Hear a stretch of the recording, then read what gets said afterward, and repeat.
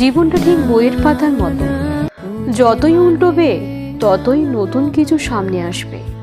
কোনো পাতা আনন্দের, কোনোটা কষ্টে, আবার কোনোটা শিক্ষা দিয়ে ভরা। সব পাতা একরকম হলে বই পড়ার আগ্রহ থাকতো না। কিছু অধ্যায় বুঝতে সময় লাগে, কিছু লাইন বারবার পড়তে হয়, তবুও প্রতিটা পাতা আমাদের কিছু না কিছু শেখায়। ধৈর্য, বাস্তবতা, মানুষ চেনা আর নিজেকে বোঝা। তাই ভয় না পেয়ে পাতাগুলো উল্টোতে হয়, কারণ যে যত বেশি পড়ে সে তত বেশি বোঝে।